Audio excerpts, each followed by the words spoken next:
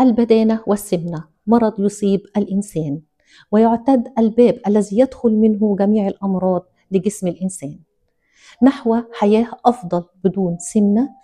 نظمت رابطة الباحثين والعلماء في النمسا ندوة استضافت فيها مجموعة من الأطباء لبحث كيفية العلاج وأهم العلاجات الحديثة لهذا المرض. السلام عليكم ورحمة الله وبركاته. بادئ البدء اسمحوا لي أن أرحب بكم باسم رابطة الباحثين والعلماء المهاجرين في النمسا بحضراتكم جميعا وبالأطباء الأخوة الأعزاء لحضور هذه الندوة التثقيفية التي تهدف إلى نشر الوعي الصحي لكافة أبناء الجالية العربية في النمسا. أنا اسمي الدكتور حمدي الصفوري، أنا دكتوراه في علم الوراثة. أنا أحد أعضاء مجلس إدارة رابطة العلماء والباحثين المهاجرين في النمسا بالنيابة عن رئيس الرابطة الدكتور مصطفى الجوراني. أتحدث اليوم وتغيب عنا لأسباب خاصة بسبب سفري إلى العراق لأسباب عائلية خاصة. الرابطة رابطة العلماء والباحثين المهاجرين في النمسا تأسست عام 2019. لنا كثير من الفعاليات والأمور المرتبطة فيها، إقامة دورات تدريبية، إقامة محاضرات توعوية. كنا قد بدأنا في مجلة علمية متخصصة بنشر بعض الأبحاث العلمية. يسعدني ويشرفني جميعا حضوركم. أرحب بكم فردا فردا. أشكر جهودكم الأطباء الأعزاء على الحضور.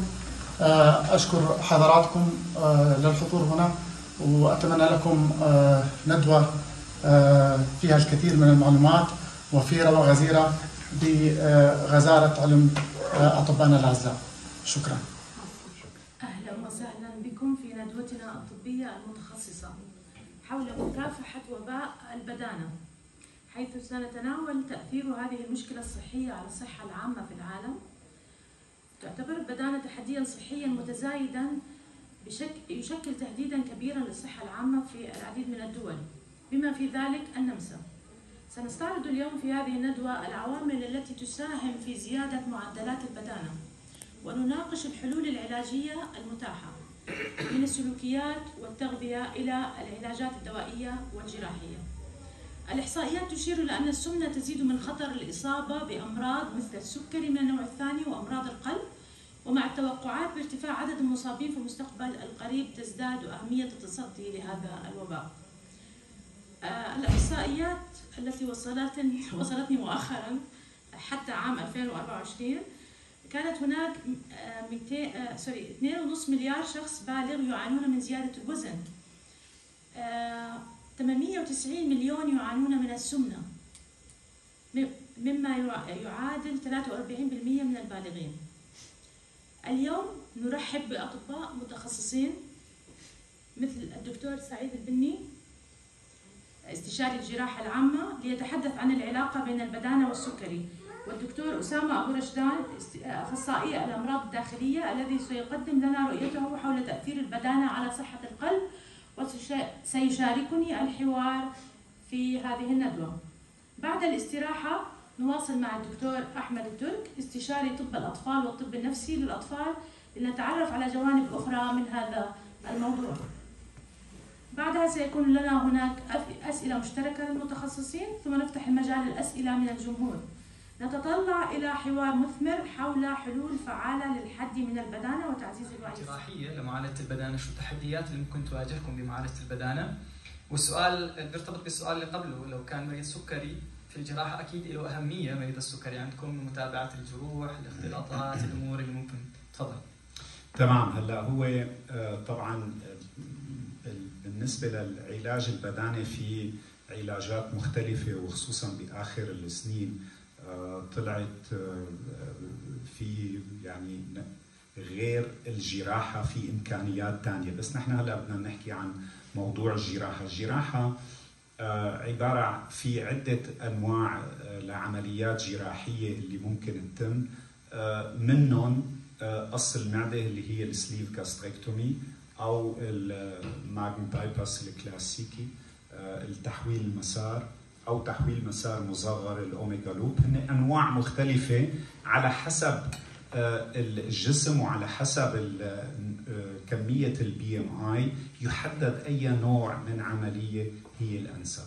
بالآخير كل العمليات هي تؤدي إلى تخفيف وزن تقريبا يعني الحد الأدنى هو تلتين من زيادة الوزن.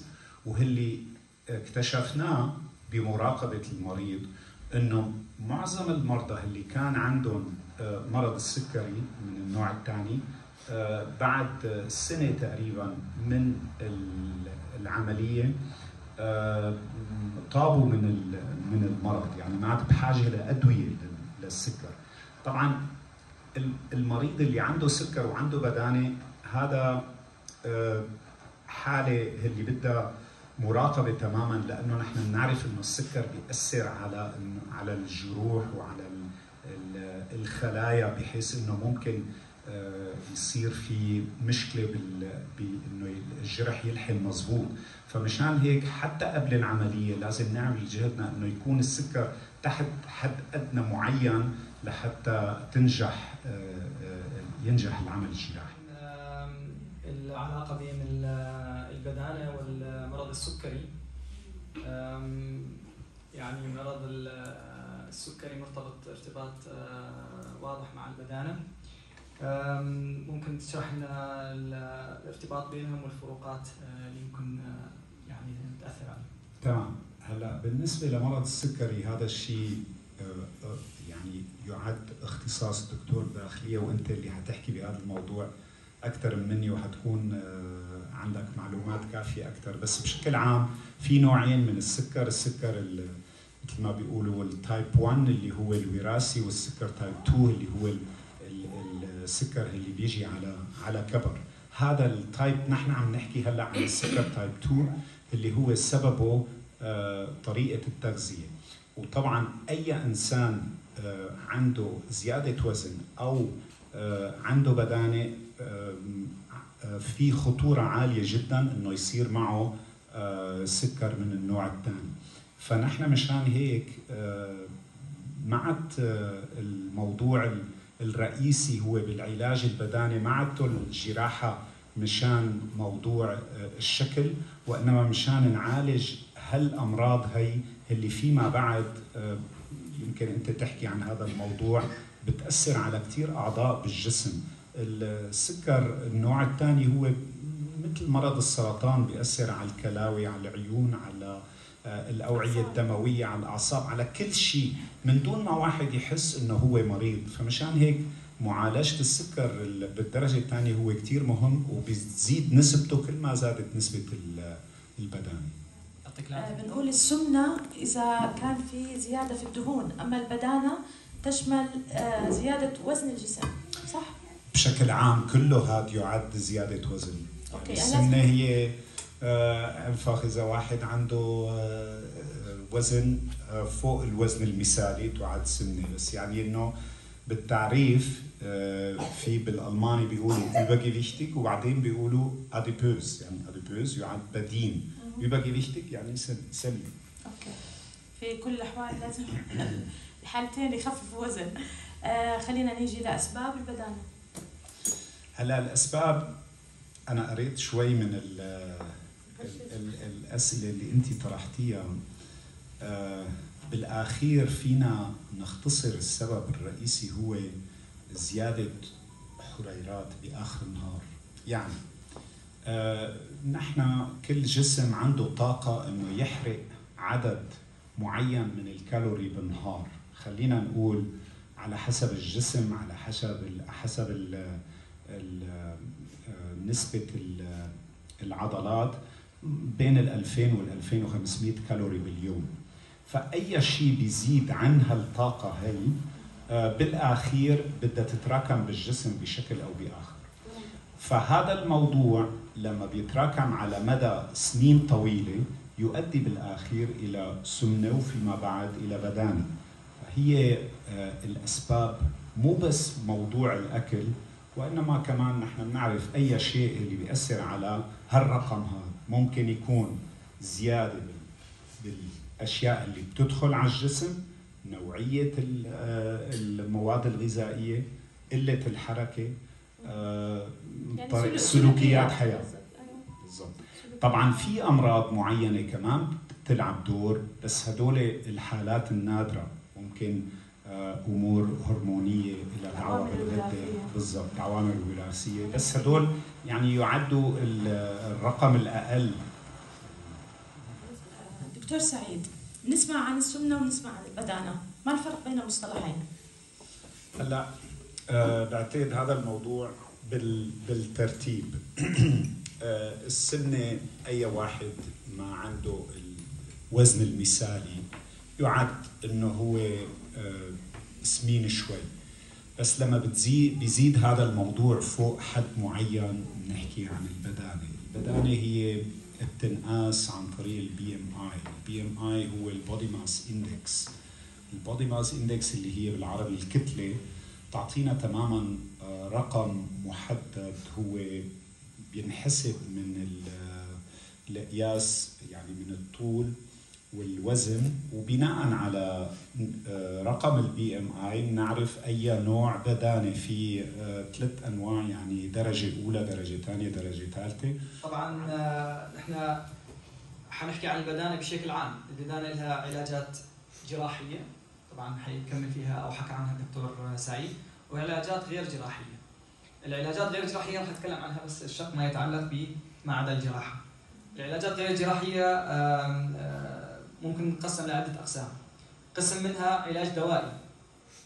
حاليا في عدة أدوية موجودة ممكن تأثر، ممكن تساهم في تخفيف الوزن. في عندنا علاجات غير دوائية، يعني المريض ما بياخذ أدوية. نعم، في أبر وفي حبوب، لكن في علاجات غير دوائية. هاي العلاجات غير دوائية لها علاقة بالتغذية، نظام التغذية، لها علاقة أيضا بنظام بالصحة العامة، بالرياضة، الحركة، قلة الحركة. هاي الأمور كلها بتأثر على شيء اسمه البدانة بالنتيجة. غير هيك يعني جزء كبير حيحكي عنه الدكتور أحمد، النواحي النفسية.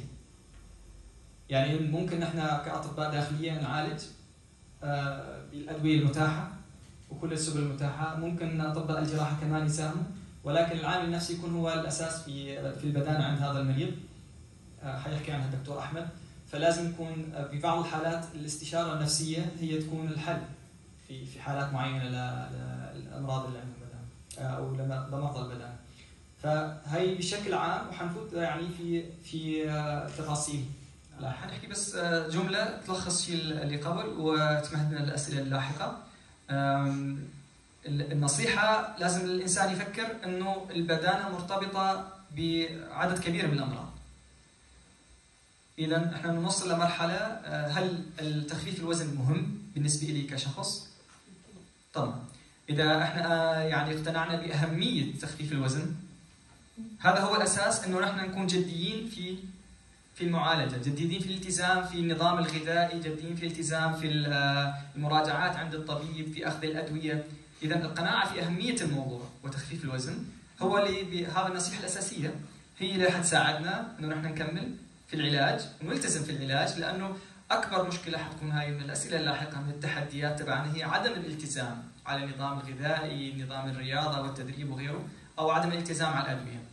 أهمية الموضوع هي اللي تساعدنا على الاستمرار في العلاج والوصول للنتيجة. هاي بشكل ملخص. المشاكل اللي ممكن تصير أثناء العملية هي واحدة منهم اللي حكينا عليها، إنه ممكن ما يلحم الجرح مضبوط، ممكن يصير تسريب مكان الوصلة اللي بنعملها، ممكن يصير نزيف داخل العملية، ممكن يصير التهابات داخل البطن. هي الأمور كلها ما بتتجاوز 5 ل 6% من الحالات، وهذا الشيء غالبا خلال أول 5 أيام. خلينا نحكي عن الأمور اللي ممكن على المدى الطويل تأثر.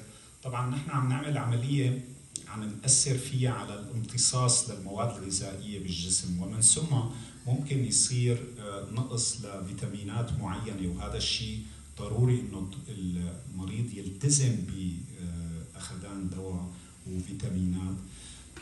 طبعا في امور تانية ممكن يصير داخل البطن، التصاقات ممكن يصير، عقد مصران، هذا الموضوع كمان ممكن يصير بعد سنة سنتين. عفوا دكتور، بأي نوع من أنواع العمليات؟ بأي نوع من أنواع العمليات. طبعا بالسليف جاستريكتومي نادر، بس بالعملية البايباس هذا الموضوع ممكن يصير. اللي هي تحويل مسار. اللي هي تحويل مسار، كانت هي تحويل مسار.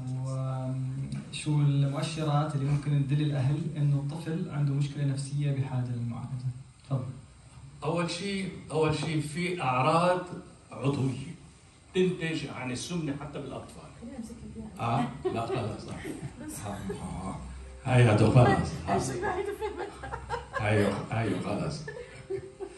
ففي أعراض يعني بتلاقي يعني الأطفال، شايف كيف الركب تبع المفاصل أول شيء. المفاصل تبعتهم مع الوقت من الغضاريف الظهر إلى الغضاريف اللي تحت إلى كل مفاصل الجسم، وبالذات الركب بتلاقيها بتضعف وبتصير يعني صعب الواحد يقوم بنشاطات رياضية.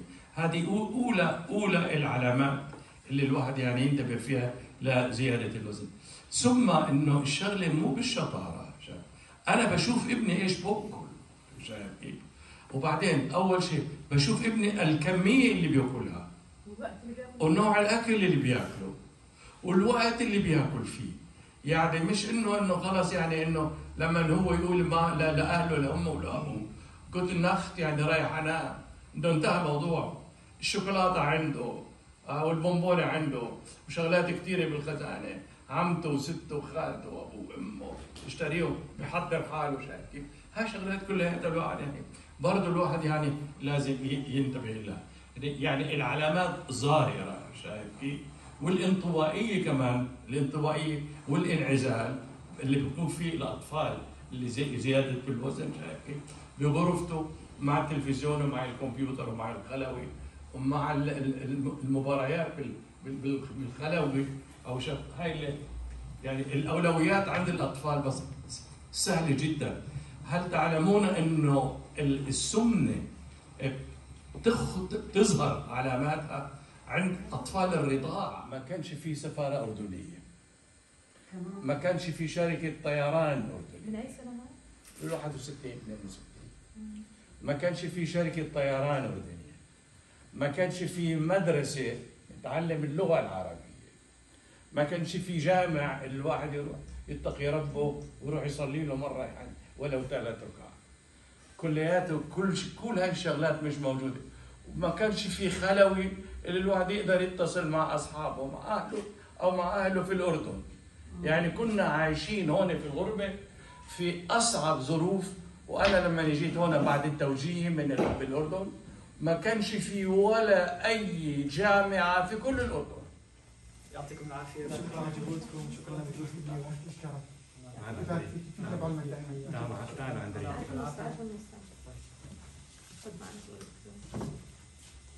ابتسموا.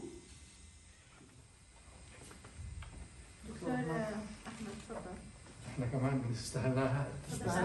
تعال ناخذ صورة معك. هاي قليلة بحقكم دكتور. Komm bitte, komm mit uns, ein Foto.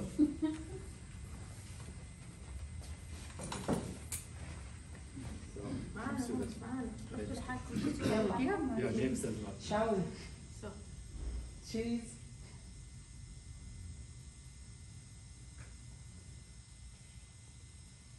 ابتسمي.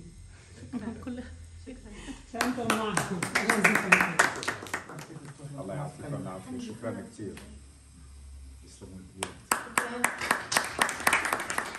شكرا لكم أعزائي الكرام، كان معكم هالة المغاوري من فيينا.